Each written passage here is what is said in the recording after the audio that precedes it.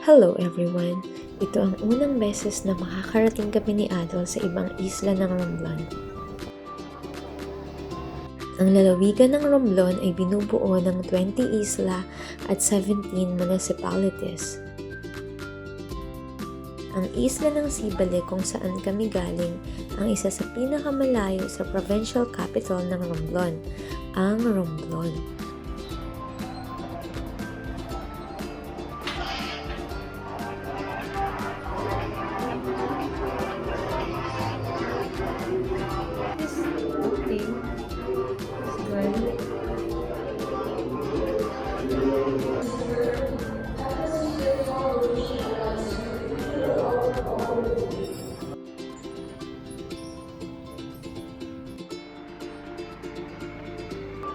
Natulog kami ni Adel while Dad is working on the booth.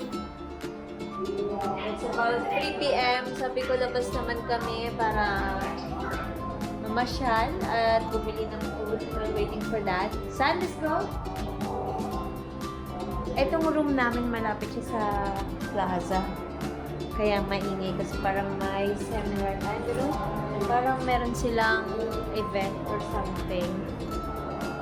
Kaya maingay siya.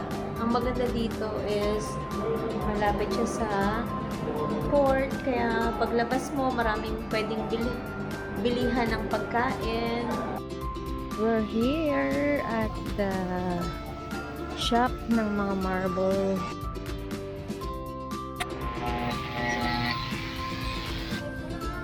Ang bilis lang pala.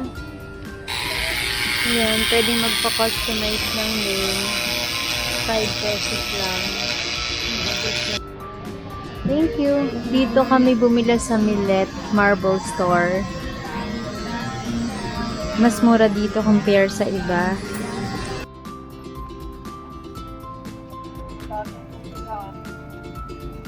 Ang Bonbon Beach ay isa sa pinakamagandang beach sa Romblon. We're here at the Bonbon Beach.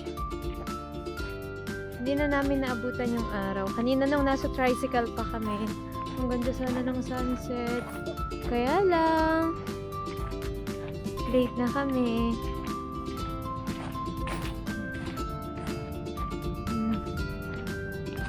Noong 2024, nasa ika-45th sa listahan ng World's Top 50 Beaches na pinili ng mahigit 1,000 experts sa paglalakbay. Kilala ang Bonbon Beach sa kanyang kakaibang sandbar na lumilitaw tuwing low tide, na nag-uugnay sa pangunahing isla ng Romblon sa Bangog Island.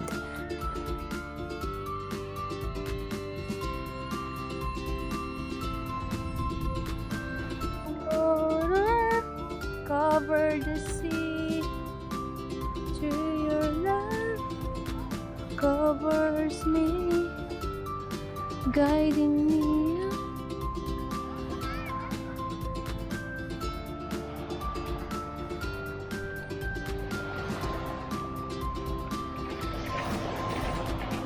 Ang dalampasigan ay nananatiling hindi pa nade-develop at napapanatili ang kanyang natural at tahimik na kagandahan.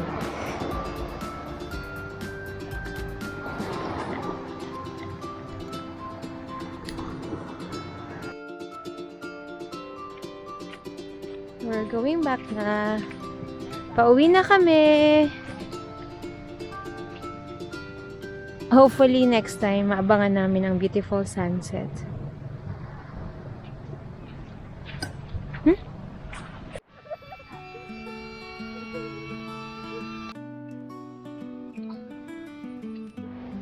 It's beautiful. Adel. Look. What about that? Yahoo! We're here in the rooftop.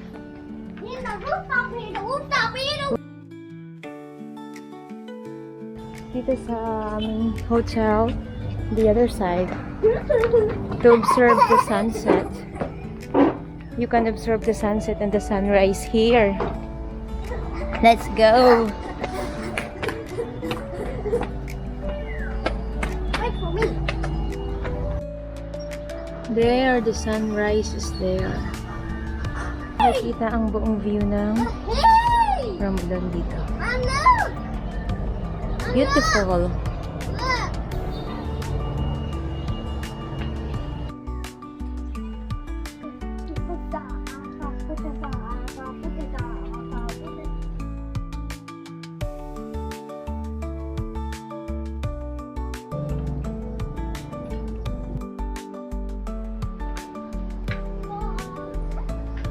Wow, the view is really beautiful here.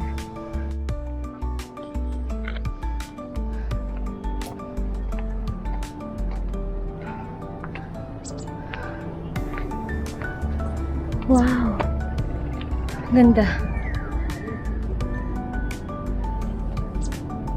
There's ponds and canyons right there. Ah, you're already there.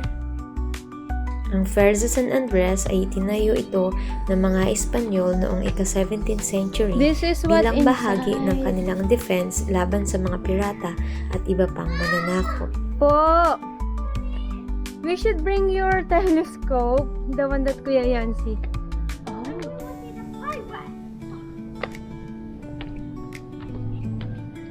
How does it go skydive? Can I just check the hole? Oh, this is what the hole. What's that one? That's busy flying the drone. So let's go this sun. Yeah. You have the number 0. The view here is really good. Mom.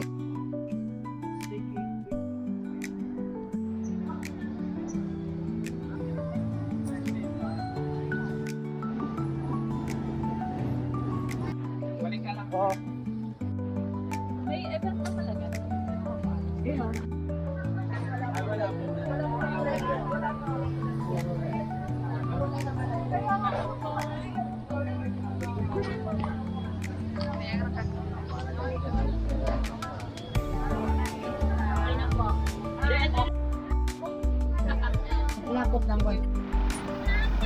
We're here again at the Bon Bon Beach. We're so early this time because we're gonna swim and it's hot in here. Adel found a starfish. Come on, you. Put it back to the water. Mm-hmm. Yes. Where you octopus? Right, son? Why? Why do we need to swim here?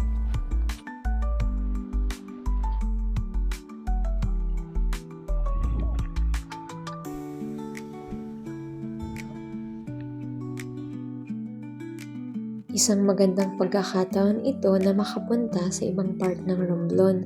Pakiramdam ko noon, may missing piece sa akin kasi hindi ko pa napupuntahan mismo yung lugar na sinasabing Marble Capital of the Philippines. Hanggang sa muli, mahal kong lalawigan ng Romblon.